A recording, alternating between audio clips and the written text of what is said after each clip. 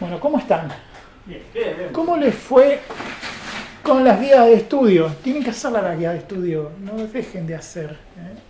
¿Cómo les va? ¿Pudieron avanzar? Yo las estuve leyendo, pero empecé la 1, Sí. pero la 2 todavía no la arranqué. Bueno, háganlas, porque parecen una pavada, no son una pavada. Si ustedes pueden explicar con sus palabras las preguntas, ¿qué tal? ¿Cómo estás? Bienvenido. Si ustedes pueden explicar con sus palabras, ¿sí? Las preguntas, las respuestas a las preguntas que están ahí es porque van entendiendo todo. ¿Sí? Y por otro lado, si les cuesta encontrar la explicación, es una señal que puede indicar que todavía no, entonces pueden venir y preguntar. ¿Ah? Si no hacen la guía, no saben qué pasó o qué no pasó. Así que háganlas las guías. ¿Ah? Son importantes por eso. Bueno, la segunda pregunta, si vienen medio atrasados con la guía, por ahí no me la pueden contestar. La segunda pregunta que les voy a hacer es si tienen alguna pregunta o alguna duda de lo que hablamos antes. Voy a cerrar un poquito ya.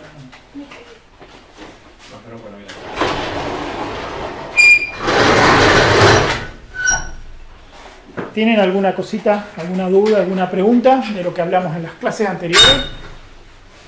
¿Vos, Joaquín, pudiste ver la clase grabada o no? La estuve viendo los canales de YouTube. Ajá. Porque creo que me tiene una que estaba grabada de antes y no se escuchaba muy bien. Pero en el aula virtual tenés la de este año. Sí, ahí la encontré. Pero no la vi toda. En los canales de YouTube también están, pues yo los cargo Sí, yo un par de primero. clases ahí. Sí, pero porque sí, las de años anteriores las grabamos con equipos más rudimentarios. Este año estamos usando un equipo muy bueno para grabar. Y se nota un montón la diferencia. Sí, y bueno, el otro era con el celular así. Claro, el otro era con un celular. Y bueno, y ahora vamos mejorando un poco. Y se las grabó para que les queden, pero bueno, está bueno que vengan igual. Siempre les digo lo mismo. Nunca va a ser lo mismo la clase presente que la clase grabada. Aunque sirven, son útiles, ya hemos descubierto que ayudan un montón las clases grabadas. No es lo ideal es que estén acá. Cuando pueden, si tienen la bendición de poder estar acá, aprovechen.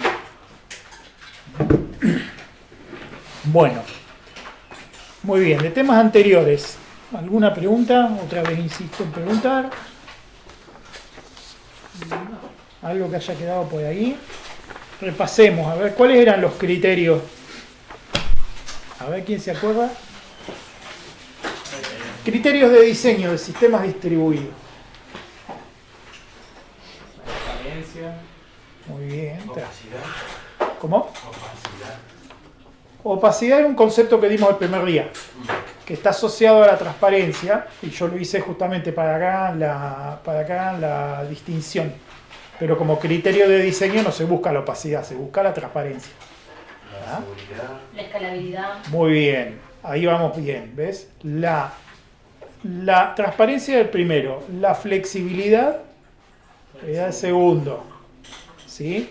La confiabilidad era el tercero, y ese es el que engloba la alta disponibilidad, la tolerancia a fallo y la seguridad. O sea, las tres cosas van como muy de la mano. Se engloban en un solo concepto que se llama confiabilidad. Que el sistema sea confiable, bueno, cubre esas tres cosas. Eficiencia, era el cuarto, y el último era escalabilidad. ¿Sí? Escalabilidad era el último criterio. De los 5 que dimos nosotros. Criterios generales. ¿Son lo suficientemente generales como para decir cualquier sistema distribuido? Cualquier sistema distribuido tiene en mayor o menor medida algún equilibrio de estos 5 conceptos y no debería faltar ninguno de ellos.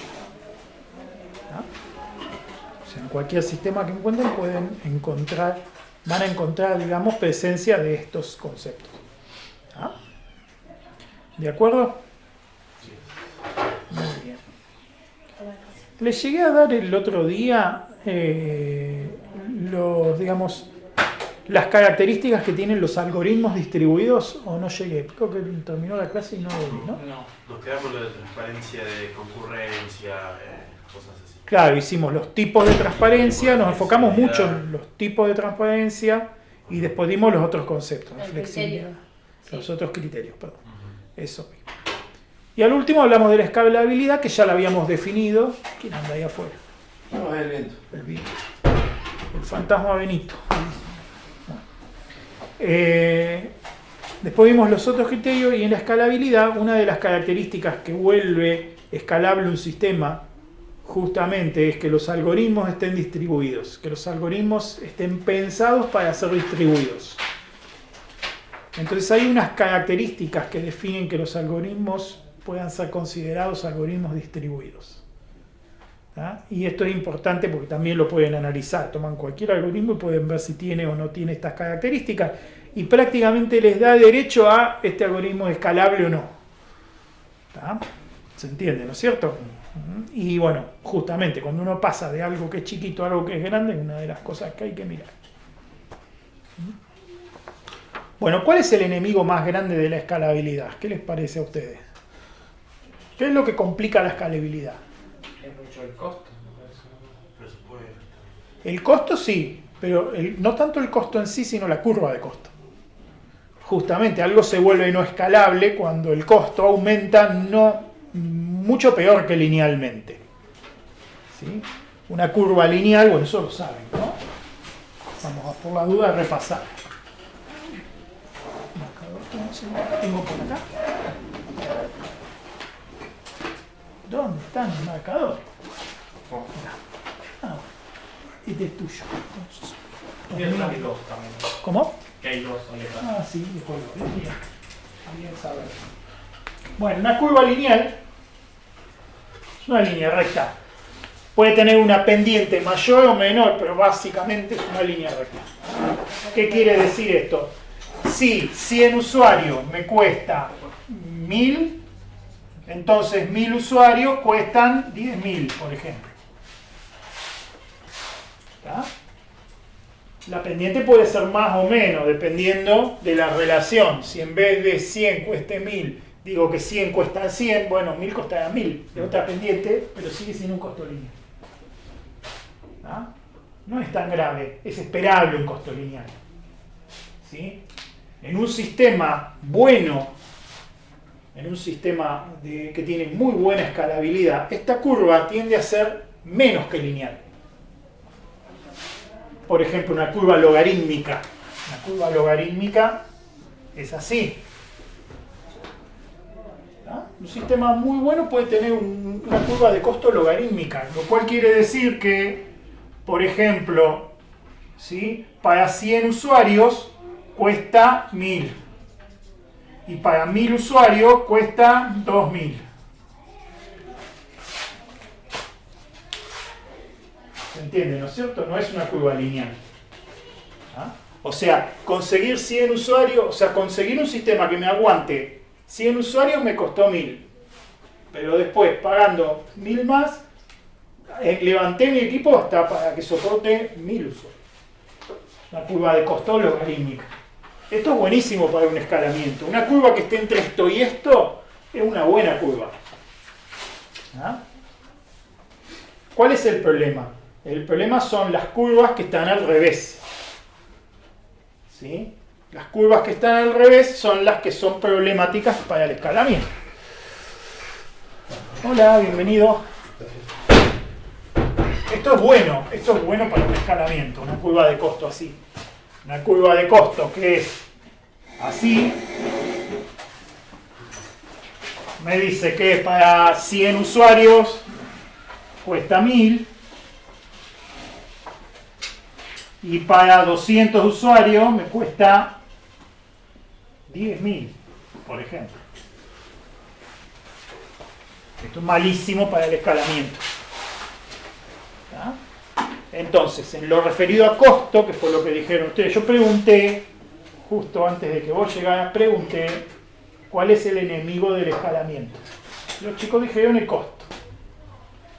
Y entonces, el costo, si miramos la curva de costo, podemos encontrarnos con un problema así. Cuando la curva es lineal, vamos a decir que es aceptable. Cuando es menos que lineal, por ejemplo, logarítmica, es muy bueno para el escalamiento. Y cuando es más acentuada que lineal, exponencial sería terrible, polinómica, cuadrática, por ejemplo. Son curvas que tienen esta forma y que ya son más complicadas en lo referido al costo. ¿Tá? Pero si dejamos en un segundo el costo, porque el costo es más una consecuencia que una causa, ¿tá? Y entonces está bien que la hayan visto, es la consecuencia de un mal escalamiento del costo. Pero yo quiero que veamos la causa. Hardware. ¿Cuál puede ser la causa de un mal escalamiento? El mal diseño. ¿Cómo? El mal Un mal diseño. ¿Cómo lo detectamos? ¿Qué características puede tener un diseño que no necesariamente es malo? A lo mejor el problema que tiene es que es pobre para escalar. ¿Dónde encontraríamos en un diseño de un sistema distribuido algo que lo hace pobre para escalar?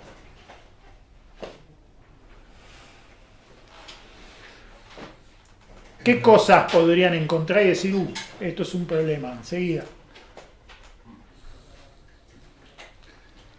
Puntos únicos de falla y cuello de botella.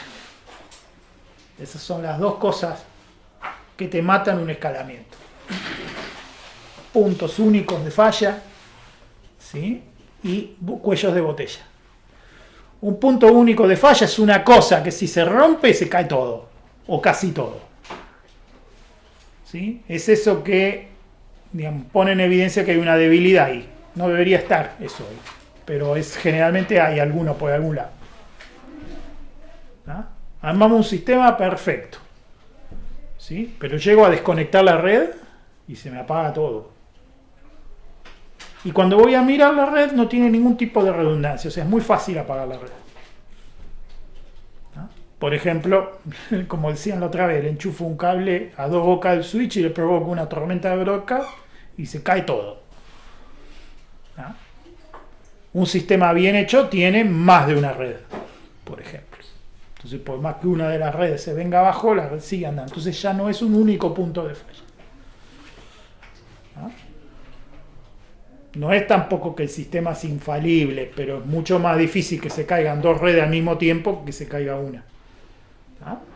Entonces el punto único de falla es una de las cosas que matan un escalamiento. Y la otra cosa son los cuellos de botella. ¿Sí? Si ustedes analizan la cadena de cosas, de procesos, ¿sí? Aquello que te retiene la velocidad o la cantidad es un cuello de botella. ¿Ah? Yo puedo aumentar la cantidad de usuarios hasta que pasa ¿qué? Hasta que se me explota la CPU. O sea, el sistema hace tanto cálculo que la CPU está al mango y no llego a responder a tiempo. El cuello de botella está en la CPU. O no, mucho antes, la CPU está re tranquila, mucho antes de que la CPU empiece a jugar, ya la memoria se llenó. Entonces empieza a hacer intercambio y entonces se pone lentísimo. Y entonces el cuello de botella, ¿dónde está? En la memoria. ¿Ah? O la memoria va bárbaro, la CPU va bárbaro, pero la carga está en 500. ¿Qué pasa acá? Vayan a mirar la entrada-salida, que es lo más probable. ¿Sí? Algo está reventando el de entrada-salida. Entonces el cuello de botella está en la entrada-salida. ¿Qué puede ser? El disco, puede ser la red. ¿Ah? ¿El cablecito te referís? ¿Cómo? En cuanto a red. A la entrada-salida, la red, que estás usando todo el ancho de banda. ¿Ah? Estás usando todo el ancho de banda. Y alguno va a decir, no, yo lo mido y está tranquilo el ancho de banda. Sí, pero tenés una conexión de internet domiciliaria que a lo mejor te está limitando las conexiones. Entonces el ancho de banda no lo refleja, pero tenés todas las conexiones saturadas, no se establecen conexiones nuevas. Y es lo mismo. Esas son cosas que ustedes tienen que observar. ¿Ah? ¿Está bien? Y por diseño, mucho antes de verlo en la máquina de verdad, por diseño uno tiene que tener la curva que dice cómo tiene que crecer la CPU, cómo tiene que crecer la memoria y cómo tiene que crecer la entrada-salida. Y ahí lo más difícil es la entrada-salida habitualmente. ¿Ah? Porque para paralelizar la entrada-salida hay que poner más máquinas, no quedan muchas opciones. CPU se pueden poner CPU más potentes. ¿Ah? Si el cuello de botella está en la placa de red, se pueden poner más placas de red y hacerlas trabajar en paralelo. ¿Ah? Si son discos, se pueden armar raíz. Una forma rápida de mejorar el ancho de banda de disco, poner raíz. Un RAID 5, por ejemplo. O si los datos no son muy críticos, un RAID 0. ¿Ah? Si son datos que son datos de intercambio, no son datos originales, se pone un RAID 0, que es más efectivo todavía. ¿Se entiende, no es cierto? Entonces, en el diseño, ¿cómo evitamos eso? Bueno, tenemos que mostrar la curva. Cómo tiene que crecer el disco, cómo tiene que crecer la CPU, cómo tiene que crecer la memoria. En función de la cantidad de procesos, por ejemplo, que termina reflejándose en la cantidad de usuarios que tenés conectados al mismo tiempo. Que esa es otra. ¿Cuántos usuarios tengo? Pero de esos, ¿cuántos se conectan a la vez? ¿Ah? No es lo mismo. Yo puedo aguantarme 1.000.000 de usuarios, pero conectados todos a la vez, 100. Después de eso ya el equipo empieza a fallar. Las redes telefónicas, por ejemplo, las redes de teléfono, las viejas redes analógicas, las que funcionaban con máquinas rotativas, ¿sí? Tenían 10.000 abonados, o sea, en 4 números, o sea, en 10.000 teléfonos que podías conectar a la central. ¿Ah? Sin embargo, canales al mismo tiempo que eran 100. O sea, soportaban hasta 100 llamadas simultáneas. No había más canales dentro de la central. ¿Ah? Y eso, los ingenieros lo habían diseñado con un criterio de escalabilidad. Habían dicho, bueno, pero esto está bien. Yo no puedo poner 10.000 canales, porque me saldría carísima la central. 5.000 pónganle. Para que, si hay dos hablando, bueno, hacemos 5.000 llamadas a la vez, entre unos 5.000 hablando con los otros 5.000. ¿Cuál es la probabilidad de que en algún momento del tiempo pase eso? Es prácticamente nula. Entonces, ¿qué se calcula? Se calcula lo que se llama la simultaneidad, el coeficiente de simultaneidad, que busca lo más probable. Y lo más probable es que haga tope en 100 comunicaciones simultáneas en algún punto. ¿Ah? Hasta que aparece algún fenómeno que te destruye la estadística. En aquella época creo que fue Susana Jiménez, si no me acuerdo mal, que empezó con el juego ese del teléfono. Todo el mundo la quería llamar todos al mismo tiempo y se saturaban todas las centrales, era un desastre. Se colapsaba todo la hora del programa de ella. Bueno, los vecinos ni hablar, ninguno tenía teléfono a esa hora. Pero otras centrales también se colapsaban. Fenómeno de simultaneidad. Algo parecido pasa con la distribución de energía eléctrica, con las redes de energía eléctrica. Tienen coeficiente de simultaneidad. Se asume que hay consumos que suben y que bajan, pero en general se va compensando. Entonces no hay soporte. Si yo quisiera prender todas las luces de todas las casas de la ciudad, todas al mismo tiempo, y reviento todas las centrales. O sea, no hay potencia que alcance. ¿Sí? Ahí también tienen problemas. Cuando existen fenómenos de alta simultaneidad, por ejemplo, los partidos de fútbol en la final, cuando están jugando la final del Mundial, por ejemplo, y viene el entretiempo, y los 30 millones de argentinos se levantan todos a la vez, van al baño y prenden la luz del baño, los 30 millones a la vez, bueno, ese tipo de fenómeno es una pesadilla para ellos. ¿Está bien? Pero es lógico, en el criterio, en el diseño del sistema distribuido, uno no puede asumir como un hecho real que los 30 van a prender la luz del baño al mismo tiempo. Es un fenómeno raro, que cuando ocurre se ataja como se puede, pero no se prevé porque si no el costo sería a las nubes. ¿Se entiende, no es cierto? Con los sistemas distribuidos pasa lo mismo. ¿Sí? Cuando uno diseña el sistema tiene que tener las curvas para evitar cuellos de botella. Esto a nivel de hardware, primero, porque dijeron hardware y es verdad, hardware es un punto. Pero después hay un montón de cotas en software también, No solo las cotas de hardware, también hay cotas en software. ¿Sí? Un sistema operativo que tiene un límite. El kernel de Linux tiene un montón de límites que se setean, que están hechos para proteger la integridad de la máquina. Cantidad de descriptores abiertos, por ejemplo. ¿Sí? O cantidad de memoria usada por el kernel. ¿Sí? Entonces son cosas que están, normalmente tienen límites puestos, que están hechos para proteger la máquina. Si ustedes aumentan el hardware, tienen que subir esos límites para que el sistema soporte, si no, el software les paga. La placa de red está, pero no se abren más conexiones. ¿Y por qué no se abren más? Porque el sistema tiene ese límite, está ahí. Hay que levantarlo al límite. Si levantan el límite y no tienen el hardware, se cae todo el sistema. Por eso está el límite. Pero hay que regularlo. Entonces todas esas cuestiones son importantes. ¿Qué te mata un escalamiento? Bueno, puntos únicos de falla y cuellos de botella. Para que un algoritmo se considere distribuido, tenemos que minimizar o en lo posible eliminar cualquier punto único de falla, ¿sí? Y cualquier cuello de botella. Entonces los criterios, ¿sí?, de un algoritmo distribuido, el primero es que dice que el algoritmo debería funcionar asumiendo que cada nodo o cada máquina, si quieren, solo tiene parte de la información. O sea, el algoritmo ya tiene que estar pensado del vamos. No podemos dar por hecho que tenemos toda la información del sistema. Y de esa manera eliminamos un cuello de botella importante. Porque si nuestro algoritmo requiere juntar toda la información, hay que meter a alguien que la junte. Y ese alguien es un punto único de falla. Entonces, si partimos diciendo, no, el algoritmo no necesita que se junte toda la información, ya está. Eliminamos del vamos la necesidad de un punto único de falla muy importante. De una centralización excesiva, que si la podemos evitar, la evitamos. Segundo, y como consecuencia del primero, no se toman decisiones en función de la información total, solo de la disponible. Por lo mismo, como no está, no se puede tomar decisión en función de eso. Y, obviamente, la falla de un nodo no puede tirar abajo todo el sistema. No puede haber un nodo que si se cae ese no ande nada. ¿Está bien? Eso es explícitamente un punto único de falla. ¿Sí?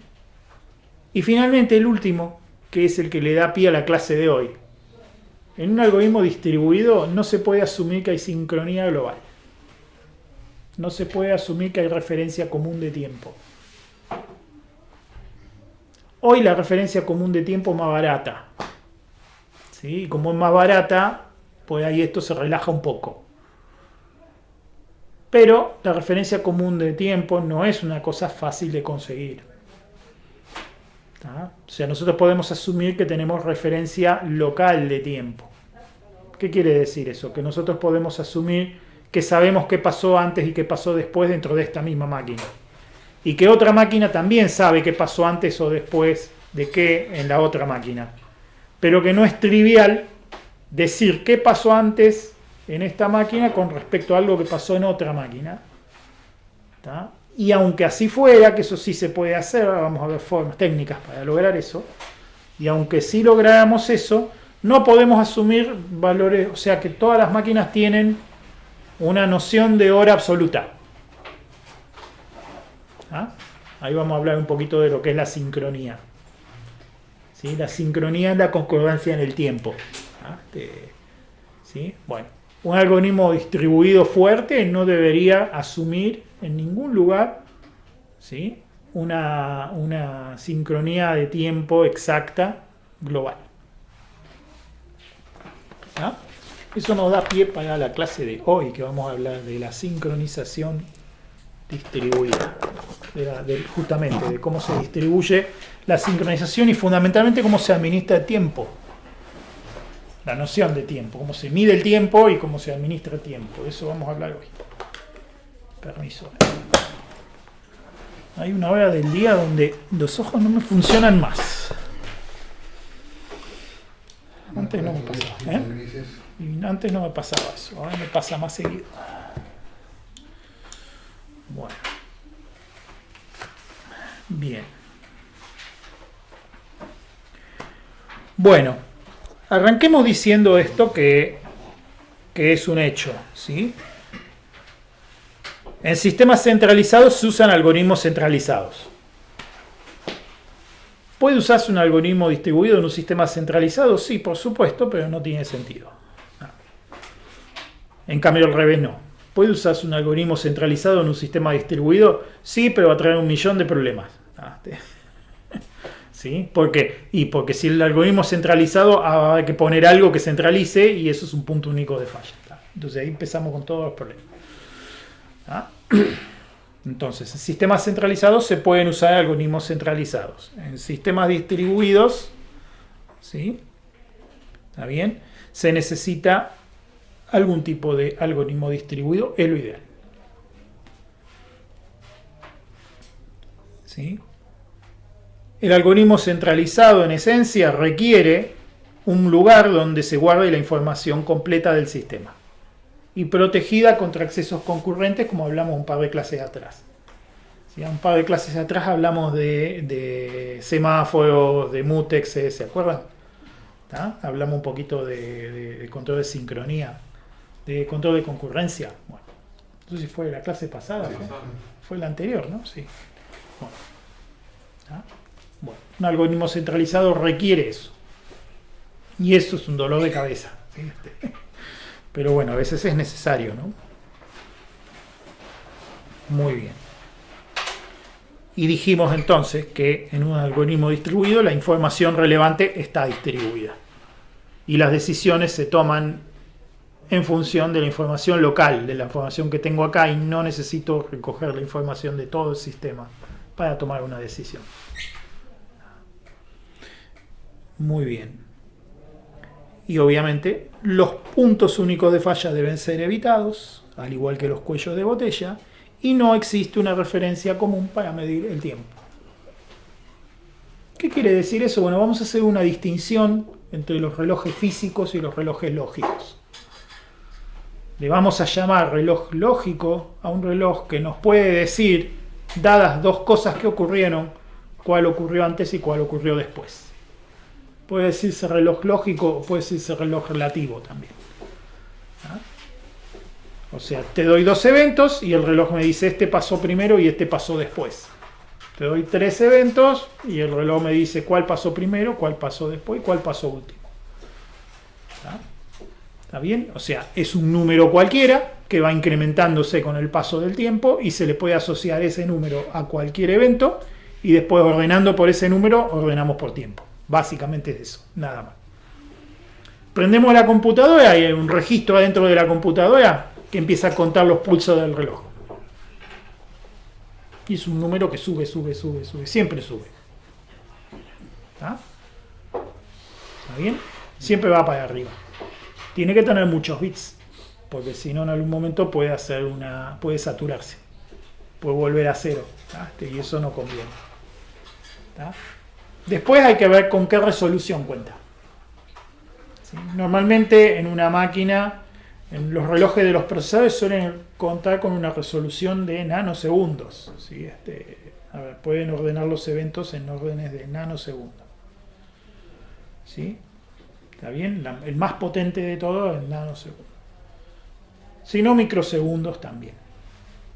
¿Sí? Y después un número que sube, siempre sube. Entonces es muy fácil.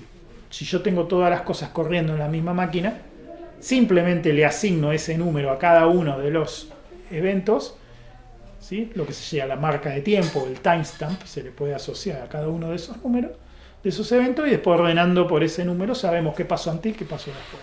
Es un reloj lógico. ¿Ah? ¿Qué pasa si yo tengo dos máquinas? Las dos máquinas tienen cada una su propio reloj. Y cada una empezó a contar cuando se le antojó.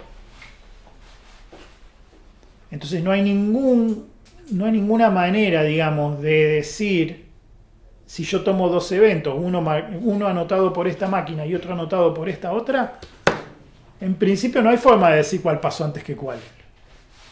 Porque las referencias son distintas. ¿Ah? Entonces, una forma de sincronizar, ¿sí? Uno de los algoritmos que se usan, ¿sí? Es el algoritmo de Lamport.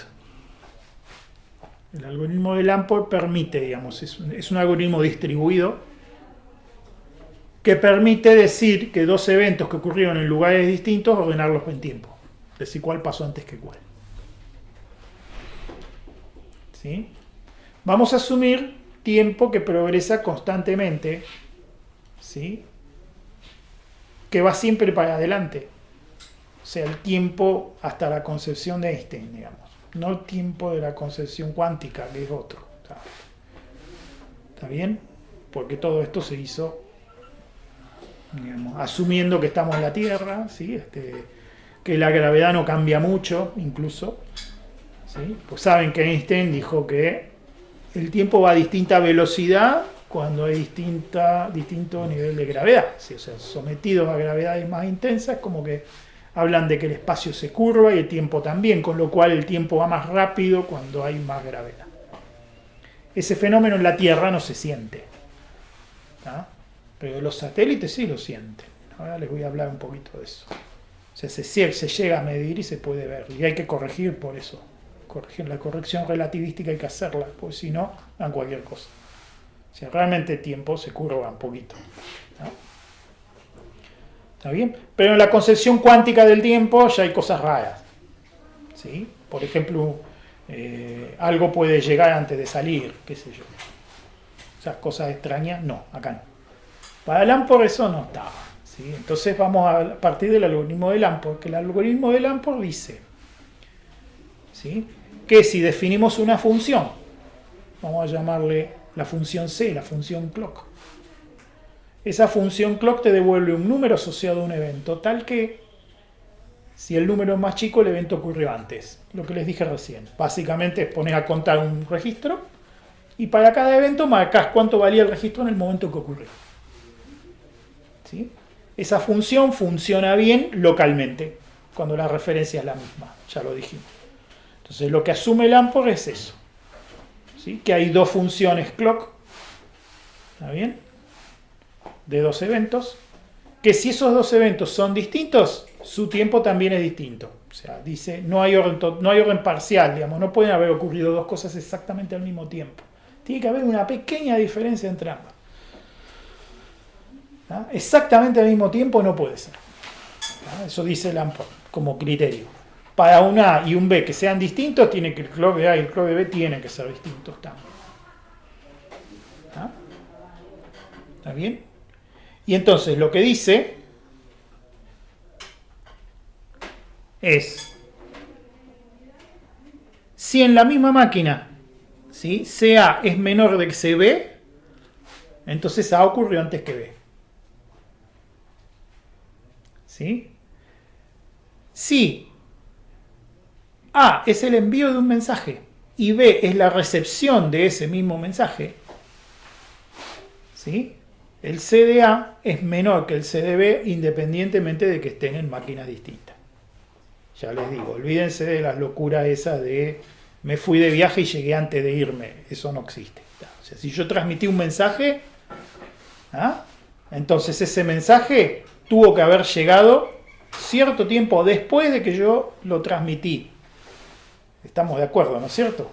Entonces, eso se usa para tomar una referencia entre dos máquinas distintas. ¿Ah? Y eso utiliza el algoritmo de Lamport para calcular la diferencia o el diferencial entre las referencias de las dos máquinas, de manera tal que después se pueda ordenar dos eventos cualquiera que ocurrieron en máquinas distintas. Básicamente, la máquina A transmite un paquete por la red en el que lleva la marca de tiempo de A. ¿Sí? La máquina B, cuando lo recibe, marca ese mismo paquete con la marca de tiempo de B. ¿Ah? Y entonces ya después se sabe que ese tiempo en A es más chico, es anterior a ese tiempo en B. Con un ejemplo. Siempre se entiende mejor con un ejemplo.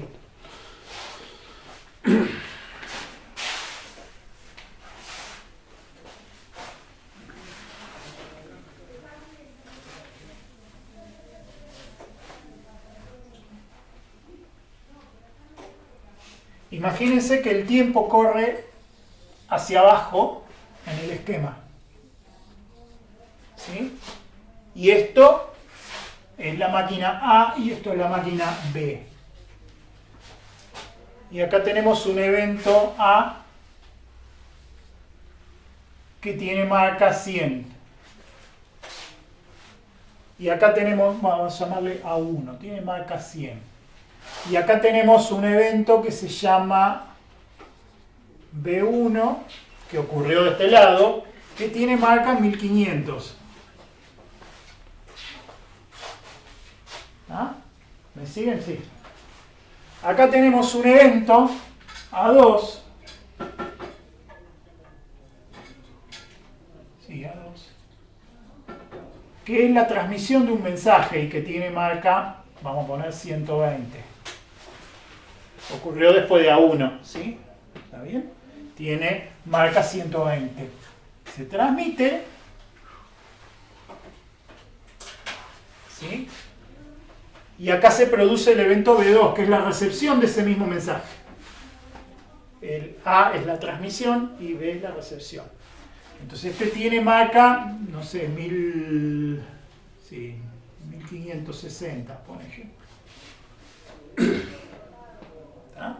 Y queda guardado adentro que A1 tenía marca que A2, perdón, tenía marca 120. ¿Ah? ¿Está bien? Entonces, después se puede hacer una correlación, ¿ah?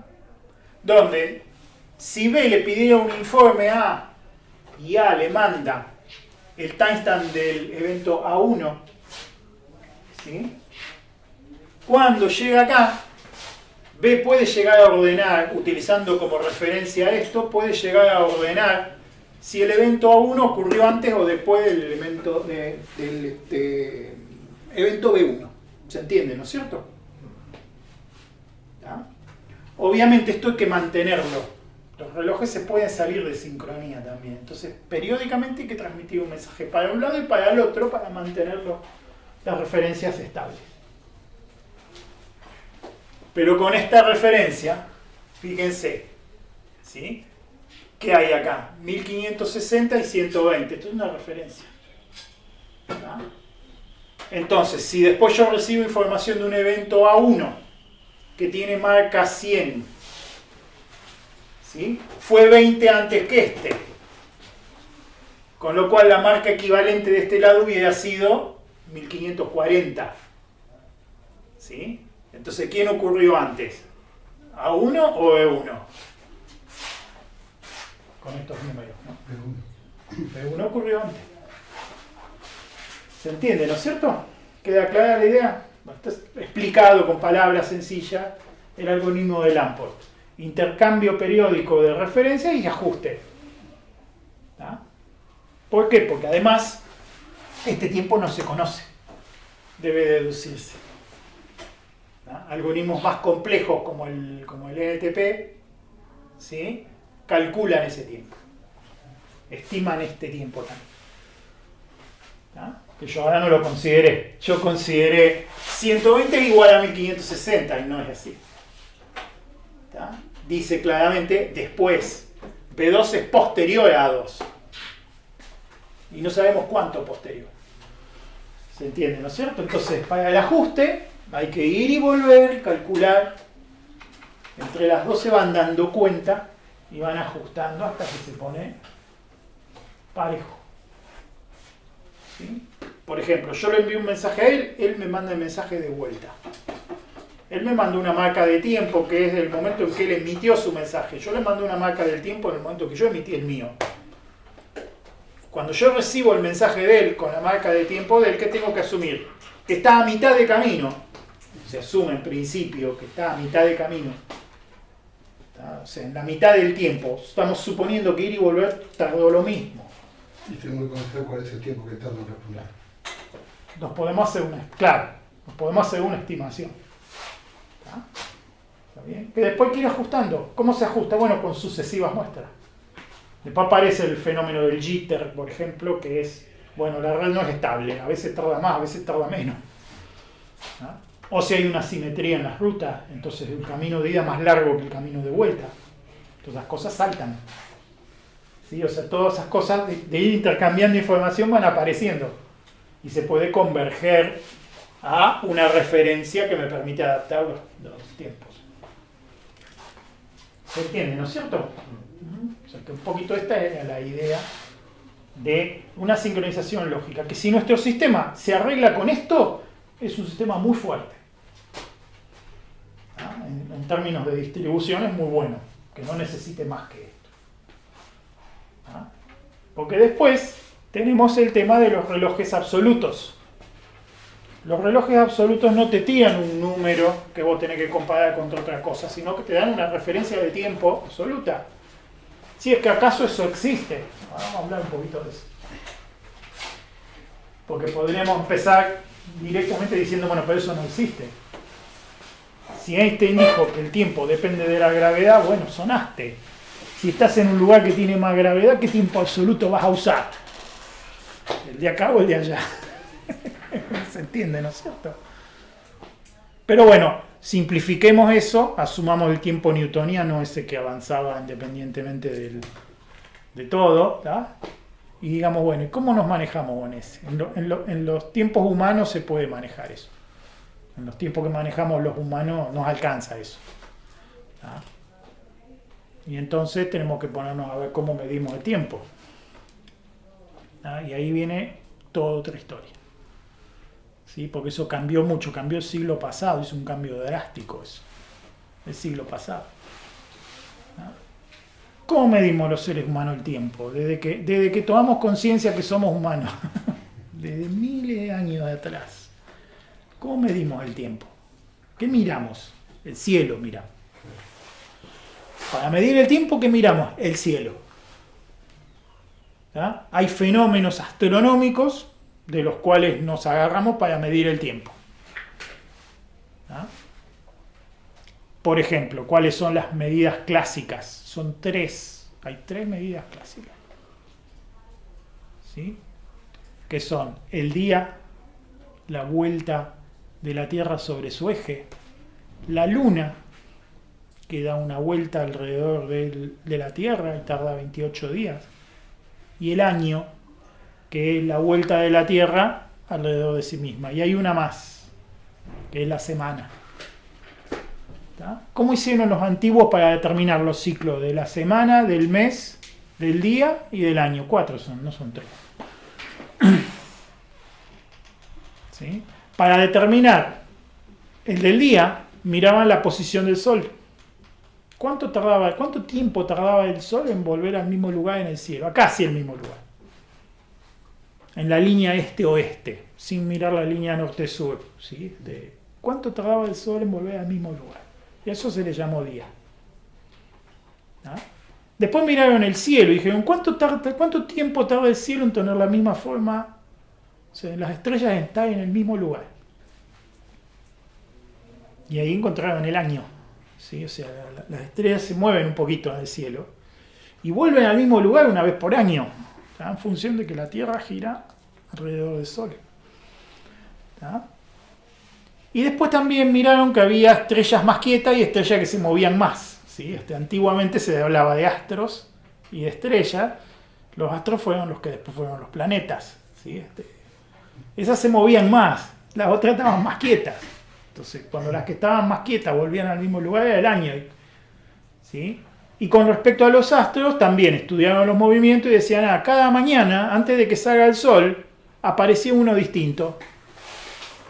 Y eso se repetía en un ciclo de 7. Y de ahí viene el día, la semana, viene de ahí. ¿Ah? La semana. Y los días de la semana siguen haciendo referencia a eso. ¿Ah? El lunes hace referencia a la luna, que la luna sale antes que el sol. Una hora antes de que salga el sol está la luna en el cielo. Martes, una hora antes que salga el sol, está Marte en el cielo.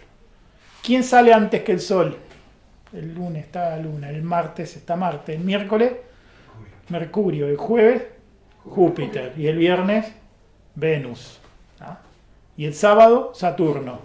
Y el domingo nadie. Nadie. No hay ningún astro una hora antes que salga el sol, no hay ningún astro. Por eso se le llama el día del sol. En inglés se dice Sunday. Sunday quiere decir el día del sol. ¿Ah? Y en latín, Dominicus, que creo que tiene que ver con Dios, ¿sí? Domine, Dios, ¿sí? creo, no estoy seguro. ¿Ah? ¿Ah? ¿Se entiende, no es cierto? Entonces, así medíamos el tiempo. ¿Qué pasa con estos periodos? Hoy lo sabemos. Estos periodos no entran enteritos uno dentro de otro. ¿Está? No entran enteritos porque son fenómenos astronómicos distintos. Lo que tarda la Tierra en dar la vuelta alrededor del Sol no está conectado con lo que tarda la Luna en dar la vuelta alrededor de la Tierra. Eso está más asociado al mes, a los 28 días. ¿Ah? Sí, es más o menos un mes, pues es un esperpento con el calendario, pero al principio era eso, vean. El mes era el ciclo lunar. ¿Sí?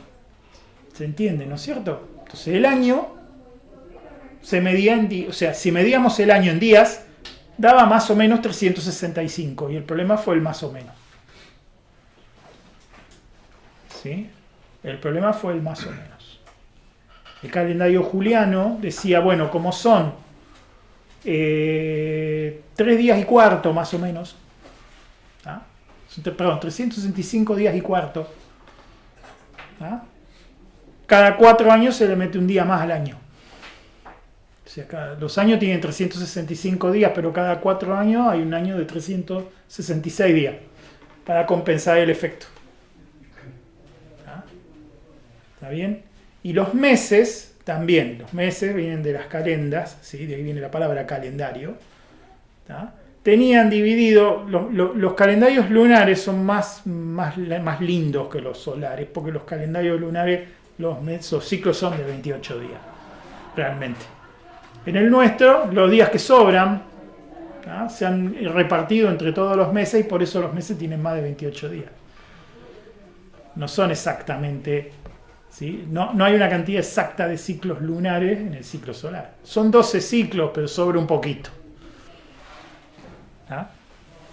Es poquito que sobra, que son unos, no sé si son 10 días, no sé, una cosa así que sobran. ¿Ah? Se repartieron entre todos los otros meses. Más o menos se reparten. Por eso hay un impar, otro par, un impar, otro. Enero tiene 31, febrero quedó cortito con 28, marzo, ¿sí? 31, abril 30, bueno, están repartidos así. ¿Y el año bisiesto? En junio, bueno, el año bisiesto es el año de 366 días. Le enchufaron el día ese a febrero y listo. ¿Está bien? Todo muy lindo, pero no era exacto. Se empezó a correr, pasaron 10 siglos y se seguía corriendo. ¿Tá? Más o menos para el siglo XVI creo que fue. No, 14, ¿no? Año 1500. Año 1500 es siglo 14. 16, no. Siglo XX es 1900. Estamos en siglo XXI, 2000. Claro, siglo XXI es 2000. O sea, el siglo va uno adelante. Claro. Está bien. Entonces sí, más o menos siglo XVI, está bien. Muy bien ahí. ¿Ah? Siglo XVI, ¿sí? Empezaron a tener problemas de que, digamos, como pasaba acá, estábamos en verano y hacían 10 grados bajo cero. ¿Y qué pasa acá? No sé si hay estudios donde relacionen los días no lunares, cuánto tiempo tardamos en dar la vuelta, con la diferencia de tiempo que hay ahora por la elíptica. ¿No? Porque ahora, si en realidad recorremos un poco más. Claro, bueno, sí. Sí, ya eso es muy avanzado. Sí, por la elíptica sí. Porque ahí digamos, no es proporcional. Sí, hay un montón de cuestiones. La elíptica, la curva de la eclíptica nos da la estación del año, por ejemplo. Y la órbita elíptica, claro, es otra cosa. Las cuentas estaban sacadas en base a una trayectoria plana en torno al Sol. Que no es. Tiene perigeo y tiene apogeo, sí, es verdad. Bueno, es más complejo, sí. Yo lo simplifico un poquito y en el siglo XVI teníamos el problema de que se había notado claramente que había un desfasaje importante. O sea, los astrónomos ya lo veían en el cielo. Si seguíamos así, íbamos a tener, si fuera acá, íbamos a tener 10 grados bajo cero en diciembre, un día. Se iba a estar todo despelotado. Y no se les ocurrió mejor idea, el Papa Gregorio en ese momento, de filetearle 20 días, un mes, así de golpe. ¿Sí? O sea, pasa de un día a 2, no me acuerdo exacto, está en el registro. De un día a 2 a un día, o sea, si hoy es 2, mañana es 15, ponele, cosas así. Un día de septiembre dijo, bueno, listo, por decreto, por orden de Dios, dijo, ¡pum! Listo, ¿sí? No hizo solo eso, también reformaron el calendario. ¿Sí? Ustedes saben que nuestro calendario no es que cada 4 años hay un año bisiesto. Eso fue justo lo que se cambió. Antes de la reforma gregoriana, cada 4 años había un bisiesto. Pero era un poquitito menos, no era exactamente, por eso se estaba corriendo. Entonces hicieron una regla un poquito más complicada que dice, cada 4 años es bisiesto, excepto cada 100, que no es bisiesto. Excepto cada 400, que sí es bisiesto. El año 2000 fue bisiesto, no porque fuera múltiplo de 4, sino porque era múltiplo de 400. Porque el año 1900 no es bisiesto. El año 1896 es bisiesto. Y el año 1904 es bisiesto, salud. Y el año 1900 no es bisiesto. Y el año 2100 tampoco es bisiesto. Es múltiplo de 4, o sea, en ese periodo pasan 8 años y no es bisiesto. Pobre, el diablo que nació el 29 de febrero, ya está complicado. Si no sabes cuándo festejarlo, Claro. el 28 de febrero o el 1 de marzo. Claro. Bueno, si llega a caer en ese periodo, pierde un cumpleaños encima. Sí. ¿Se entiende, no es cierto? Y ahora estamos en el año bisiesto. Este año fue bisiesto, Claro. sí, es verdad. Por múltiplo de 4. 2024, múltiplo de 4. Los años múltiplos de 4 son bisiestos, excepto que sea múltiplo de 100. El 2000, el 2100, el 2000 sí porque es de 400, pero el 2100, el 2200, 2300 no son años bisiestos. Por la regla gregoriana. Eso lo aceptaron todos, pero lo que no aceptaron todos fue lo de cortarle 20 días a un mes. Un despelote bárbaro. La gente se peleaba. ¿Sí? Los empleados decían, yo quiero cobrar todo el mes. Y el empleador decía, pero si trabajaste 10, 20 días, 15 días. Yo te pago 15 días, no, pero es un mes, no, pero son 15 días. Y se peleaban, bueno, despelote se armó.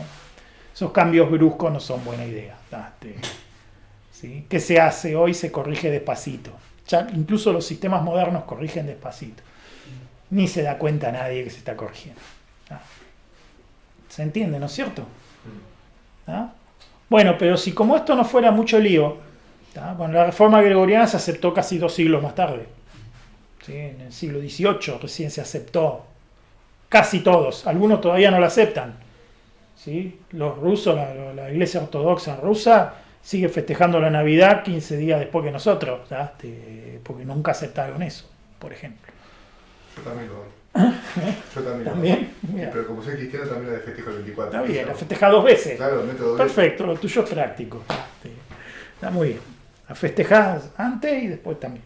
Y listo. Y doble feriado, obviamente. Claro. No vas a decir que trabaje. Claro.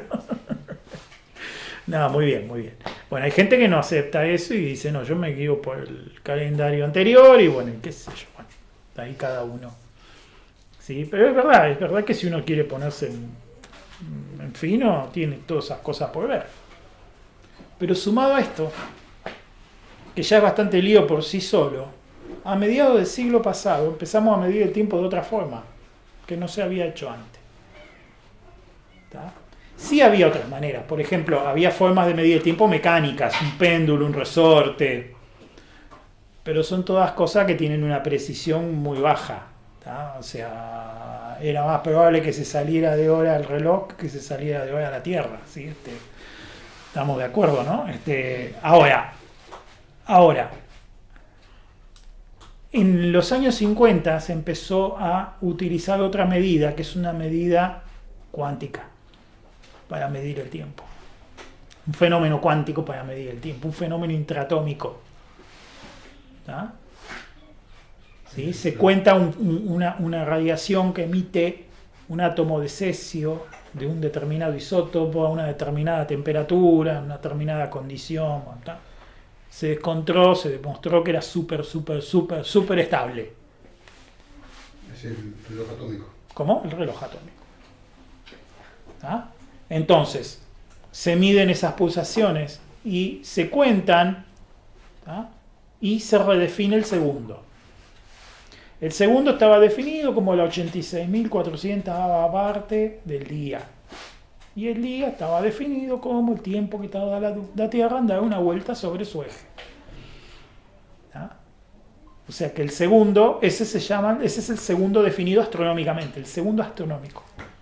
Y después está el segundo atómico. El segundo atómico es el segundo que contaron, hicieron el experimento. Dijeron, bueno, a ver, en un segundo astronómico, ¿cuántas pulsaciones hace el átomo este? Bueno, contaron, tenía anotado acá cuánto era.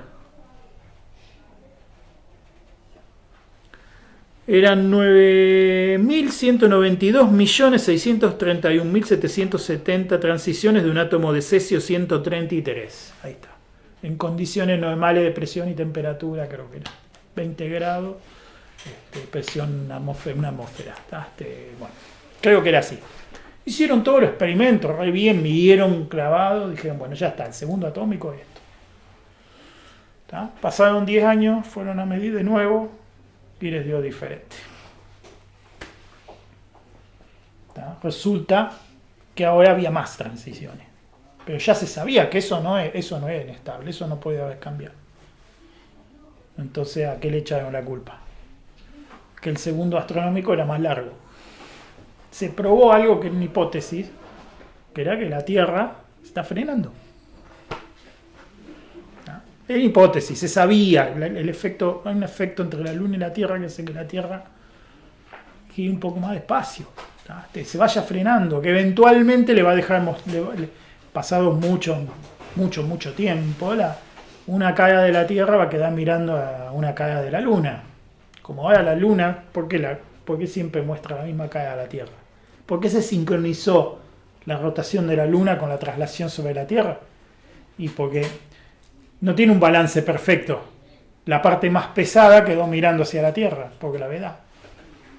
¿Ah? ¿Se entiende, no?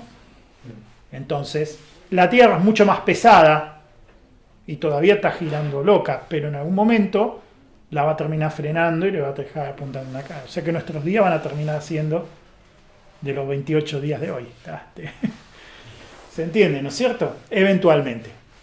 También se sabe, ¿sí?, que hace muchos siglos, un año tenía 400 días. O sea que por más esfuerzo que hicieron en ajustar, después va a haber que volver a ajustar. Por la misma razón. La traslación no se detiene, es así que no se frena. Si se frenara, se iría la Tierra contra el Sol. Eso no puede pasar. ¿Sí? Pero la traslación sí se va a frenar. La rotación sí se va a frenar. ¿No? Y eso complicó mucho las cosas. Porque ahora, ¿qué usamos para medir el tiempo? Usamos el tiempo atómico, que es re preciso, que un reloj atómico no puede correrse. Para correrse un segundo tardaría millones de años, en atrasar o adelantar un segundo tardaría millones de años. ¿Le creemos a ese o le creemos a la Tierra que se está frenando, pobre? ¿No? Entonces ahí es donde se creó lo que se usa hoy para medir el tiempo. Hoy no se mide más ni en forma astronómica pura ni en forma atómica pura. Hoy lo que se utiliza es el tiempo universal coordinado. El UTC, ¿sí? Tiempo universal coordinado. ¿Escucharon hablar del UTC? Bueno, ¿sí? UTC también le llaman tiempo de Internet, algunos, pero en realidad el nombre correcto es UTC. ¿Ah? ¿Qué es? Es una coordinación de las dos medidas, de la medida atómica y de la medida astronómica. ¿Qué hacen? Cuentan el tiempo con relojes atómicos. Hay institutos en el mundo, varios institutos que están encargados de hacer eso. ¿Sí? Son como los que cuidan el tiempo, vamos a decir, que lo están midiendo todo el tiempo y se están fijando que no se desfasen. ¿Sí? El NIST en Estados Unidos hace eso. Después hay otro en Europa, hay uno en Japón, varios que hacen eso. Después se ponen de acuerdo entre ellos. ¿Ah? Van midiendo con relojes atómicos. ¿Ah? Y van midiendo el desfasaje. ¿tá? Cuando la distancia entre el tiempo atómico y el tiempo astronómico supera, creo que son los 700 o los 800 milisegundos, agregan un segundo bisiesto. Así como hay días bisiestos, años bisiestos que tienen, aparece el famoso segundo bisiesto, el leap second. ¿Ah? ¿Está bien? O sea que cada tanto, cada unos cuantos años ocurre, ¿sí? Se le agrega un segundo. Se corre un segundo para adelante. ¿Para qué? Para no perder, digamos, la sincronía con el día y la noche. ¿Se entiende, no es cierto? ¿Tá? Para no perder la sincronía con el astronómico. ¿Tá? Y las computadoras hoy, las máquinas hoy, implementan la base de datos de zonas horarias, la TZ, ¿sí? No sé si la han visto. ¿Tá? La TZ, Time Zone Database, es una base de datos que lleva un registro de las zonas horarias. Y ahí están registrados los segundos bisiestos. Con lo cual, si nosotros logramos que la computadora se sincronice en UTC, también usando un algoritmo como el que les expliqué hoy más temprano, pero un poquito más complicado, ¿sí? Se ponen de acuerdo en el avance del UTC. Y a partir del UTC se puede determinar la hora en cualquier momento y en cualquier lugar del mundo, con la TZ Data. La TZ Data, ¿qué tiene? Tiene guardada un registro histórico, ¿sí? De las zonas horarias en función de los lugares donde uno está. Y también registra los segundos bisiestos. Cuando se produce un segundo bisiesto, ese segundo se carga en la TZ Data. O cuando se sabe que se va a producir, se hace de antes. Y si ustedes son muy cuidadosos y están mirando el reloj el día que se produce el segundo bisiesto, hay un minuto donde el reloj llega a 60. Marca 59, 60, después vuelve a hacer y cambia el minuto. Si están muy atentos, el día que se produce lo pueden llegar a ver. ¿Ah? Es fácil, si no, buscarlo en la TZ Data, ¿sí? Encontrar dónde hay esos segundos. ¿Sí? ¿Está bien? Lo otro es la zona horaria. La zona horaria hoy en día es un tema político. ¿Sí? En Argentina, hasta principios del siglo XX, para saber la hora, vos clavabas un palo en el piso, ¿sabes? Vos clavabas un palo en el piso y cuando la sombra se hacía más chiquita, eso eran las 12. Listo. Todo el mundo ponía un reloj en hora así. Los relojes mecánicos que había, los relojes, todo tipo de reloj que había, se ponía en hora así. Entonces no es lo mismo la hora en Tandil que la hora en Necochea, que la hora en Buenos Aires, que la hora en Mendoza. Porque ese fenómeno, en función de la rotación de la Tierra y la ubicación donde está, se produce en distintos momentos. No era un problema. Vos te ibas de una ciudad a otra y tenías que poner en hora el reloj, porque te iba a dar distinto. Pasa que eran tan imprecisos que no te dabas cuenta, pero en realidad ocurría eso. Y no había ni teléfono, ni internet. La gente se ponía de acuerdo, estaba más o menos en el mismo lugar, ¿no? No te ponías de acuerdo para encontrarte en una hora determinada con alguien de otra ciudad. ¿Sí? Te escribías por carta y con suerte te ponías de acuerdo en la semana en que te ibas a encontrar. Pero no en la hora ni mucho menos en el minuto. ¿Sí? Está bien, se entiende, ¿no es cierto? ¿Ah? ¿Está bien? O sea, no, esa noción tan precisa de tiempo es algo muy moderno. No había. Pero donde empezaron a haber mecanismos de comunicación a distancia, donde empezó a haber telégrafos, donde empezó a haber... y empezó a molestar eso. En todo el mundo se empezó a instalar el mecanismo de zonas horarias, que es político. ¿Sí? Se agarró el mundo, se dividió en 24 franjas. La franja que se tomó como de referencia es la que pasa por el meridiano de Greenwich en Inglaterra. ¿Ah? Y se dice, bueno, de ahí es la referencia. No vamos para adelante o para atrás en función de dónde estamos. Y se decide políticamente. Por ejemplo, Argentina está en la zona UTC-3. Está 3 franjas atrás de UTC. Cuando UTC marca las 13 horas, acá son las 10. ¿Ah? ¿Está bien? Y eso fue una decisión política, porque si vos mirás la tercera franja, cae en el medio del océano Atlántico. Nosotros no estamos en la 3, tendríamos que estar en la 4. El centro del país cae en la 4. Alguna pancita de acá de Buenos Aires, pues ahí cae en la 3, pero así de roce. ¿Tá? Nosotros zafamos bastante acá en el este. La gente que está en el centro del país lo siente eso. Y los que están al oeste ni hablar. ¿Está bien? Tienen la hora muy adelantada. ¿Está bien? Se les hace de noche muy tarde, pero a la mañana no tienen luz hasta muy tarde. ¿Se entiende, no es cierto? Y eso es por qué, porque así, medio que se puso afuera, a saco. Argentina estaba originalmente en... ¿Cómo? Después que por eso se haya propuesto hace unos años, creo que era atrasar una Hubo un montón de cosas que pasaron. Están todas en la TZ Data, está toda la historia. La podés buscar ahí, la ves. Está toda la historia ahí. ¿Sí? Argentina originalmente estaba en la -4, que es donde tendría que estar.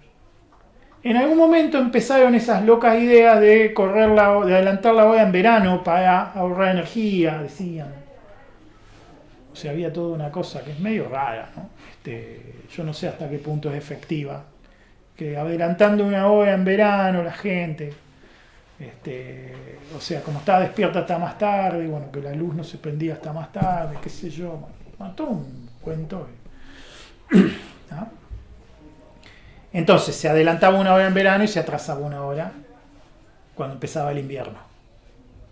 ¿Sí? Pero como es una cosa política, de esas que van a los diputados y que las votan y qué sé yo, alguna vez alguien se cruzó, ¿tá? Terminaron con el tema de adelantar y atrasar la hora y quedó adelantada. Quedó en -3 de algún verano que se adelantó y nunca más se volvió a atrasar. ¿Ah? Y sí, incluso hubo un año que acá se armó un despelote bárbaro, que se pelearon todos los políticos y partieron el país en 2 o 3 zonas horarias. Que algunos movieron la hora, que otros no movieron la hora, fue un despelote. No sé si se acuerdan, fue hace unos años atrás. Que San Luis se cruzó y dijo yo no muevo la hora, o que San Luis dijo yo muevo la hora y Buenos Aires dijo que no, y bueno, se pelearon todos, despelote. Y muchos dolores de cabeza. Imagínense ustedes, no sé, creo que el problema estaba entre Río Negro y Buenos Aires, ¿sí? Carmen de Patagones, ciudad de Buenos Aires, provincia de Buenos Aires. El Río Negro, el puente, y del otro lado, ¿cómo se llama? Río Negro. ¿Tá? No, ¿qué está ahí? Viedma. Viedma, perdón, Viedma. Ahí está Viedma. ¿Tá? Imagínense, los papás tenían que llevar a los nenes al jardín, que es re común que vos vivas en una ciudad y trabajes en otra. Yo vivo allá en Necochea. Necochea está así con Quequén. Hay un puente y mucha gente vive de un lado y trabaja del otro. ¿Ah? Y vos decís, sí, tengo que llevar a los chicos a la escuela, pero allá es una hora más temprano. Y acá una hora más tarde. Despelote se arma con el trabajo, con los horarios, con todo. Dolor de cabeza. Por suerte en algún momento entraron en razón y lo volvieron a unificar. Pero la verdad que es terrible eso. Pero hoy la hora es una cosa, en resumen, digamos, la hora es una cuestión, la medición de tiempo es una cosa mucho más política que técnica, ¿no? ¿Sí? Y el NTP es un algoritmo que hace más o menos lo que les expliqué hoy, es una versión más sofisticada que el de Lamport, que logra, que ajusta los relojes de las máquinas. ¿Sí? Que esto es muy importante, no es que pone hora al reloj, el NTP no pone hora al reloj, el NTP adelanta o atrasa un poquito el reloj, lo hace andar un poquito más rápido o un poquito más despacio, hasta que la referencia de tiempo de esta máquina coincide con el UTC. Y todas las máquinas se sincronizan en UTC, y después para mostrarte la hora hace la corrección usando la TZ Data. Cuando vos le preguntas a la máquina la hora, ¿sí? La máquina te da la hora ajustando el valor interno que tiene, su reloj interno, con el TZ Data para decirte qué hora es. ¿Se entiende, no es cierto? ¿Ah? Acá, por ejemplo, hay un tema que les puede complicar la vida. ¿Sí? ¿Por qué? Porque el reloj de hardware de la máquina, el reloj interno, el RTC que se llama, que es un relojito común con un oscilador de cuarzo, como los relojes de pulsera, es un relojito común que está metido adentro de la máquina, nada más. Y que se usa ¿para qué? Para que la máquina guarde o preserve la hora mientras está apagada. ¿Está bien? Cuando la máquina se enciende, ¿qué hace? Se pone en hora con el relojito ese. ¿Está? Bueno, Windows, por ejemplo, usa ese relojito. Cuando ustedes le preguntan la hora a Windows va y le pregunta la hora a ese relojito. Tiene un reloj interno. O no tenía, no sé si ahora no tendrá. En su momento no tenía. ¿Sí? En cambio, Linux, por ejemplo, tiene todo un driver de reloj. Tiene un reloj interno. Cuando se enciende, también se pone en hora con ese relojito, pero después no le da más bola a ese relojito. Después usa su reloj interno. Ese reloj interno, ¿sí?, tiene, digamos, trabaja por contando los pulsos del reloj principal de la máquina, del clock. ¿Sí? Entonces hay un divisor ahí que dice, bueno, ¿cuántos pulsos del procesador son un pulso de este reloj? Que mide, pónganle nanosegundos. No sé si nano o micro. Creo que microsegundos. No puede, muy rápido nano. Creo que un microsegundo mide. ¿Está? Entonces, ¿cuántas vueltitas tiene que dar el reloj de la máquina para que me dé un microsegundo? Y ahí va contando. ¿Sí? Y ese número ya no es un número cualquiera, es una referencia absoluta, que tiempo que pasó desde un determinado momento. ¿Sí? En Unix normalmente se cuenta desde el 1 de enero de 1970. ¿Sí? O sea, el reloj empieza en 0 en ese momento. ¿Ah? Entonces, el reloj interno, para estar en hora, tiene que coincidir con el número que corresponde al instante actual. El NTP, cuando ustedes lo corren, pregunta, averigua por la red la referencia de tiempo y la compara con el que tiene adentro, que ya se puso en hora en función del reloj de tiempo real cuando encendieron la máquina. ¿Ah? Y si está adelantado, si el reloj de la máquina está adelantado, ¿qué hace? Agranda un poquito el divisor para que cuente más despacio. Entonces las dos referencias se empiezan a acercar. Cuando las dos referencias se acercan, el NTP acelera, o sea, le quita números al divisor para que el reloj vaya un poquito más rápido. Después lo mantiene, lo va vigilando y lo mantiene. Si se corre para arriba, le saca, si se corre para abajo, le pone y lo mantiene. Eso hace el NTP. El NTP no produce saltos bruscos, no si no le dicen explícitamente, no hace un salto brusco. Porque los saltos bruscos en los sistemas pueden causar un problema. Ningún programador, cuando está programando, piensa que el tiempo puede ir para atrás. Con lo cual es muy raro que prevean alguna condición en el programa si el tiempo es menor que antes. Con lo cual un programa potencialmente puede fallar de cualquier forma si ustedes le hacen eso. Si le cambian el reloj de golpe para atrás. Si le cambian el reloj para adelante, también puede producirse una falla inesperada. ¿Se entiende, no es cierto? Por eso los relojes del NTP no hace eso, no hace escalones. Ajusta en pendiente, despacito. ¿Está bien? Pero Windows no sé ahora, porque este dato por ahí es viejo. Pero Windows no tenía reloj interno. No sé, Windows el ahora. 10, el ¿Cómo? 10 No tengo ni idea, no, que habría que leer. El 10, cuando booteas, te pone el reloj de la...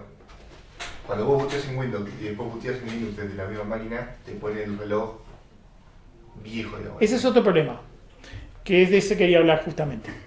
Todos los Windows hacen eso. Sí, sí. ¿Qué pasa?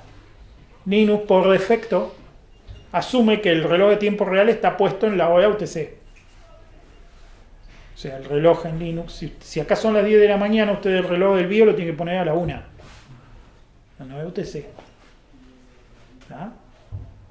Pueden cambiar la configuración. En Linux hay un parámetro para decirle, che, ojo que el reloj no está en UTC, está en hora local. Porque Windows espera el reloj en hora local. O sea, si ustedes tienen un Windows, el reloj del BIOS lo tienen que poner, si son las 10, lo tienen que poner a las 10. Porque Windows va a decir que son las 10. ¿Y en Linux? En Linux o el reloj del BIOS lo tienen que poner a la 1, cuando son las 10. Acá en Argentina. ¿Por qué? Porque el reloj tiene que estar en UTC. Ah, entiendo. Sí. ¿Qué ventaja tiene eso? Es mucho más estable y seguro. Yo me muevo a cualquier lugar del mundo y el reloj del BIOS no lo tengo que mover. Tengo que cambiar la zona horaria de la máquina, nada más. ¿Sí? El reloj del BIOS no se mueve. El NTP, por supuesto, tampoco. Eso es independiente de dónde estás. ¿Tá? Vayas donde vayas, vos tenés la hora correcta. la hora de UTC y le cambias la zona horaria que se cambia por ambiente, ya está. Y la máquina te da otra hora. ¿Sí? Te da la hora del lugar que sea que estés. Vos tenés que saber en dónde estás, en qué UTC estás. Si estás en UTC menos 8, si estás en UTC menos 6, estás en UTC más 2. Claro, digamos que- Acá estamos en UTC menos 3. Te vas a España y UTC más 1, por ejemplo. En invierno, en verano no sé si no es más 2. Sí, yo creo que corren. claro, Creo que Linux- corren la hora. En Linux vos cambias la zona horaria, ya sea de donde Ya está. está, no tocas otra cosa. En Windows es muy inestable que el reloj esté en el... Pero si convive en Windows con Linux, pues no te queda otro y lo tenés que hacer. Mientras no muevas la máquina de un lado a otro, no hay ningún problema. Claro. ¿Tá? Ahora yo necesito que me aclares algo, Mm. porque nosotros hablamos de la hora en sí, cómo la maneja la compu, ¿no? Ujú. Y hablamos del cristal, del reloj que tienen todas las mother, Sí, que es lo que oscila para que sí, tengamos un registro. sí. Y después tenemos el clock, El reloj de tiempo real. el clock, claro, del micro, que son la cantidad de pulsos. Bien, vamos despacito. Sí. Eso viene dado también está basado en el cristal. Sí. Son osciladores de cuarzo. Claro. ¿Sí? El reloj del micro es un oscilador de cuarzo, pero de una frecuencia altísima, gigahertz, del orden de los gigahertz hoy. ¿Tá? Claro. ¿Sí? Es un cristal de cuarzo que genera pulsos. ¿Tá? Eso es hardware. Sí. El reloj de tiempo real también es un hardware que tiene su propio oscilador de cuarzo, está totalmente desconectado de eso. Ah, tenemos Y- dos Y cristales tiene una cuarzo, pilita, es un relojito, es como si le metiera un relojito dentro de la máquina, que tiene su propia pilita, bueno, se alimenta con la pilita del BIOS, Claro. ¿sí? También es una de las cosas por las cuales el BIOS tiene una pilita, ¿sí? Por el reloj. Si le sacas la pilita se te va en algunas BIOS se borra la configuración también, Sí, dependiendo de la memoria, cómo esté hecha la memoria. ¿Tá? Pero lo que más mueve la pilita esa es el relojito. ¿Tá? Que cuando no lo tenés, la máquina no arranca sin hora. Después le levantás el NTP y se pone en hora por internet, pero no arranca sin hora. ¿Tá? ¿Sí? Entonces, cuando tienen conviviendo un Windows con un Linux, pues ahí tienen que poner el reloj del BIOS en tiempo real, en tiempo local. Digo. Mientras que si tienen un Linux solamente, es mucho más seguro y más lógico poner la máquina en la hora UTC. Se entiende, ¿no es cierto? Son cosas que bueno, en la práctica terminan siendo un dolor de cabeza. ¿Tá? En Windows, los clientes de NTP en Windows no usan el protocolo NTP, usan la versión simplificada. Preguntan la referencia, ponen en hora el reloj, listo, ya está. No hacen esto que yo les decía hoy de ajustar con pendiente y todo eso. ¿Tá? Se entiende, ¿no es cierto? O no lo hacían, no sé, yo por ahí tengo información vieja y ahora lo hacen, pero no lo hacían. ¿Tá? Se entiende, ¿no es cierto? Es importante entender. Y hoy hay otro tema. El NTP fue creado en una época donde tener una referencia de hora muy precisa era muy caro. ¿Sí? Entonces está hecho por estratos. Vos tenés una máquina que tiene un reloj atómico, por ejemplo. ¿Está bien? Y ese es un estrato 1. Vos después otra máquina la podés poner en hora tomando la referencia de una máquina que tiene estrato 1 y esta ya es estrato 2. Está tomando referencia de un estrato 1. Y después 3, 4, va bajando. Dependiendo de qué tan lejos está de la fuente original de hora. Hoy, tener un reloj atómico es muy barato. No es que tengamos un reloj atómico en el bolsillo, pero esta cosa tiene un receptor de GPS. ¿Tá? Y la navegación satelital se basa en un principio que se llama trilateración, que requiere una fuente de tiempo extremadamente precisa. Entonces, los que tienen relojes atómicos son todos los satélites de la constelación de GPS. Todos tienen un reloj atómico adentro. Y todos están puestos en una hora extremadamente precisa y tienen que hacer... Esto tiene que hacer los cálculos de la corrección relativística, porque el reloj atómico allá arriba va a otra velocidad que el que va acá en la Tierra. Por la teoría de Einstein. ¿Ah? ¿Sí? Entonces tienen que hacer la corrección porque si no, no anda. ¿Sí? Pero como consecuencia de eso, si vos tenés creo que 4 satélites, lo mínimo que necesitas para ubicarte en el espacio, para tener altura y posición, ¿sí? O sea, latitud, longitud y altura son 4 satélites. Con 3 satélites tenés latitud y longitud. Y la otra coordenada es el tiempo. O sea que el reloj ese está puesto en hora con el satélite, es muy preciso. Si no tiene ninguna falla de software, ojo, yo les digo así, pues pues si mi reloj se va a cualquier hora, y sí, porque se desconecta, porque tenés apagado el GPS, por lo que sea, ¿no? Obviamente. Pero si está bien conectado, si está recibiendo señal de los satélites, la hora es extremadamente precisa. Entonces, si yo tengo un receptor de GPS en la máquina, yo le puedo armar un NTP estrato 1. ¿Sí? Entonces la precisión del GPS depende del tiempo, ¿no? Sí, es extremadamente preciso, sí. Sí, porque estás midiendo, es trilateración, no es triangulación. Triangulación es cuando medís los ángulos. Acá estás midiendo los tiempos. O sea, vos tenés que medir cuánto tardó la señal del satélite hasta vos, con la posición conocida del satélite, que te la transmite él mismo en la señal. El aparatito hace la cuenta y se calcula dónde está. O sea que el tiempo de respuesta de este microprocesador es lo que me va a dar la exactitud del lugar. Sí. Si esta es una máquina más lenta, tiene menos exactitud. Y sí. Por eso algo te da 15 metros de exactitud. Otro... Sí, en realidad el GPS fue un proyecto cuando nació, el navegador GPS es un proyecto militar, y los militares son muy paranoicos, ¿sí? Y estuvieron mucho tiempo hasta que largaron, digamos, al principio cuando le dieron uso civil, lo largaron con error a propósito durante mucho tiempo. El GPS al principio tenía error de 100 metros, 150 metros, y era porque ellos mismos le metían ruido a propósito, por desconfianza. Después eso se levantó. Y hoy hay más de una red, no hay una sola. No está GPS, la más conocida, pero no es la única. ¿Sí? Está la GLONASS, que es rusa, la China, ¿cómo que se llama la China? Hay una en China también. Yo estoy en europea, me parece. Y está el proyecto Galileo, no sé en qué quedó. Sí, el proyecto Galileo, que era la primera que era 100% civil, que nunca fue militar. No sé en qué quedó, no leí más. Pero bueno, era también. O sea, no hay una sola red de geoposicionamiento.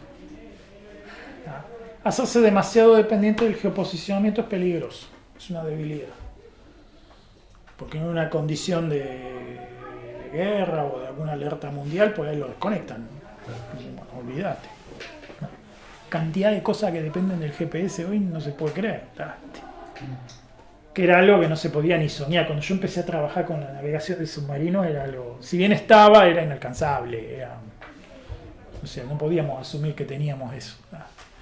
Ahora sí, ahora es muy fácil, pero peligrosos. O sea, otra vez, como hoy decíamos, un algoritmo distribuido no debe depender de la centralización de datos, y un buen algoritmo de posicionamiento no debería depender solamente de una señal de GPS, por ejemplo. Tendría que tener otro mecanismo para orientarse que no sea solo ese. Incluso hay experimentos de ataques contra el GPS, transmitirle a algún aparato, falsearle, transmitirle una señal falsa y desorientarlo, por ejemplo. O sea, no puedes depender solo de eso. No conviene, va. Bueno, muy bien. Les hablé mucho, les conté un montón de anécdotas, pero todo es para entender por qué las cosas son como son en la máquina, ¿no? Y cómo manejar correctamente una base de zona horaria, que muchas veces no se sabe, no se explica en ninguna parte. Por ejemplo, ¿cuánta gente cambia la hora y va y cambia la hora de la máquina? Si, cambió la hora, vamos a cambiar la hora. No, lo que hay que hacer es ajustar la base de datos de zona horaria, que a veces tarda un poquito, qué sé yo, se distribuye globalmente, capaz que tarda un par de días en llegar. Alguna vez acá, en un cambio de hora, la cambié yo, la arreglé yo la base de datos. Y se las pasé a la gente que tenía cerca, se las pasé, dije, tomen, usen esto hasta que publiquen la oficial, y ya está. Porque no es difícil, o sea, no es nada del otro mundo. Abrir la base de datos, agregar una entradita que se corrió la hora y ya está. ¿Sí? Entonces, por ejemplo, eso mucha gente no lo sabe, no lo conoce. ¿Sí? Ir y correr el reloj no está bien. Si vos cambiás el reloj de la máquina, la estás sacando de hora. Te queda corrida con respecto a UTC. Después le arrancás el NTP y se te vuelve otra vez a la otra. Está mal. ¿Se entiende, no es cierto? Bueno, chicos, dame todo el tiempo. Al final no te dejé nada para Sí, atrás. capaz que lo mejor es... No te dejé nada, Luca, para guardar por atrás.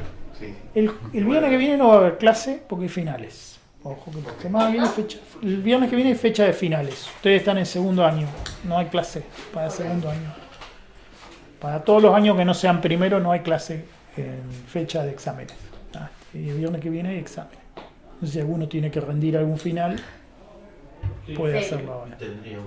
Puede saber, así ya tenés acá encima. Bien. Bueno, estaría bien, aprovecha. Nosotros Sí. no damos clase por eso. La otra ya te dejo toda la clase a vos, Luca.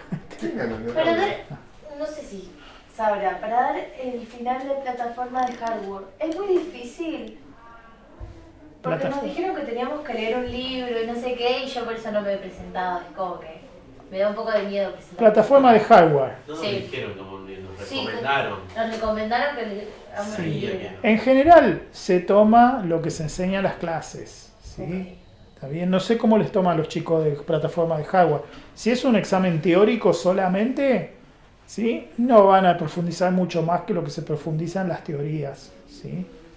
Si es un teórico práctico, no van a profundizar en los exámenes, en los ejercicios prácticos mucho más de lo que hacen en la práctica. Ok.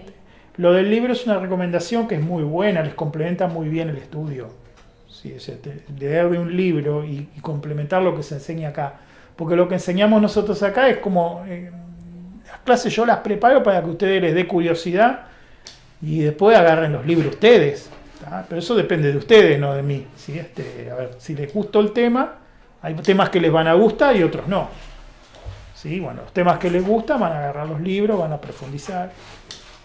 Ya eso va en ustedes. Ya es la parte de estudiante que les toca a ustedes. ¿Sí? Sí, o sea, nosotros lo que buscamos acá es darle la entrada para que después agarren y puedan estudiar de libros. ¿Sí? Lo ideal son libros. Pero hoy, como todo va muy rápido, pues el libro no es tan fácil. El libro se desactualiza muy rápido. Entonces, ustedes muchas veces terminan estudiando de Internet. Y estudiar de Internet tiene sus riesgos. ¿Tá? ¿Cuál es la diferencia entre leer un libro y leer de Internet? En el libro hay cierta garantía de calidad, dada por la editorial, dada por el autor, dada por... Lo que leen en Internet, la verificación de la calidad de lo que están leyendo la tienen que hacer ustedes. No hay nadie que les haga la garantía. Puede estar buenísimo lo que leen, o puede ser una porquería. Hay cualquier cosa escrita en Internet. ¿Está bien? O sea, están las teorías terraplanistas en Internet. Pero yo no tengo nada contra ellas. Insisto, no es que diga nada de eso.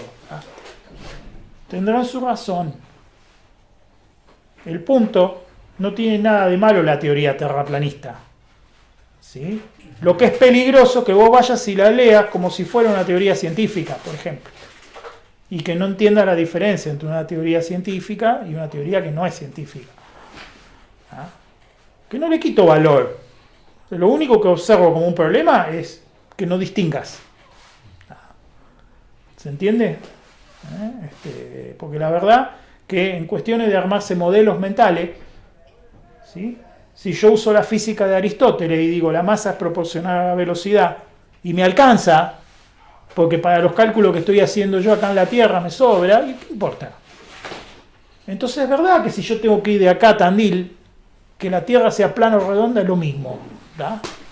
Es un modelo. ¿Tá? Entonces hasta ahí me da igual que piense lo que quieras, porque si te alcanza para vivir es suficiente. ¿Tá? Pero después no. ¿Sí? Si tengo que mandar un satélite en órbita, no puedo usar el modelo terraplanista, no funciona. ¿Tá?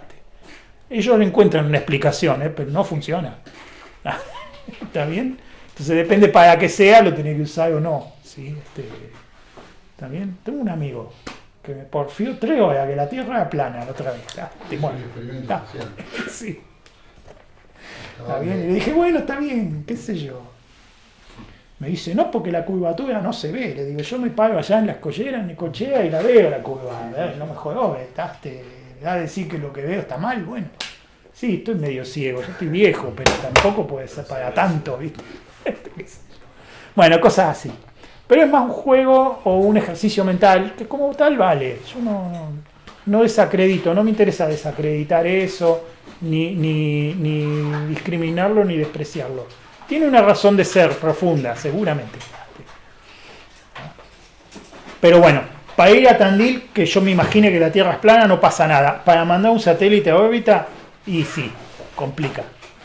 ¿Tá? Entonces, ahí hay que tener cuidado de no caer en la estupidez. ¿Sí? La estupidez no es pensar que la Tierra es plana, eso te lo acepto. Ahora, querer poner un satélite en órbita partiendo de que la Tierra es plana, no. Perdón, pero no. Tenés algo mal en el modelo ahí, no va a andar. ¿Sí? ¿Se entiende, no es cierto?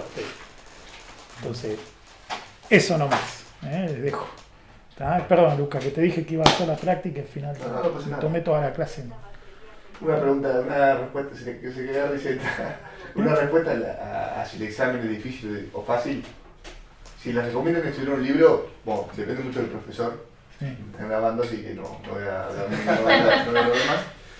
Pero depende mucho de cómo el profesor haya armado las clases. Usualmente las filminas lo que hacen es destacar puntos importantes de ese libro. Y ustedes utilizan el libro para complementar y integrar esos conocimientos. Lo que hace la mayoría que es leer el libro o la filmina, recuerda todo, lo vomita arriba del examen y otra cosa muy cosa. ¿Qué es lo que le da el libro? La capacidad, digamos, de conservar esos conocimientos a futuro y no olvidárselos. Yo estudio de memoria, lo que voy a devolver ahí no tengo ni idea de lo que estoy poniendo y ya está, pero lo probé. No, encaren los exámenes sin miedo, básicamente, no sean boludos, perdón la palabra, y métanle, es una carrera corta, la gracia que se resuelve en tiempo, ¿ok? Gracias. Bueno, chicos, gracias. Pues ahora estamos acá. Bueno, a la próxima sí, vamos a ver Jason, Jan y bueno, después ya van a la práctica. Y si no hacen la práctica, bueno, hacemos práctica 1 y práctica 2 más o menos acá, todos juntos. Las guías, chicos, las guías contéstenlas todas. Háganme caso. Acá yo no les digo vayan a leer nada, pueden leer todo lo que quieran. No les digo yo que no están obligados a leer nada. Les recomiendo que lean después de verificar las fuentes. En la página está la bibliografía que recomendamos nosotros y después lo que quieran. Verifiquen las fuentes nomás. ¿Sí? ¿Está bien? Y contesten las guías. ¿Sí? Es la mejor manera de estudiar. No un día antes del examen, sino ahora. ¿Ah? Vayan contestando las guías. Y entonces ahí les doy bárbaro. No va a tener problema. ¿De acuerdo? Gracias. Bueno. Gracias, adiós.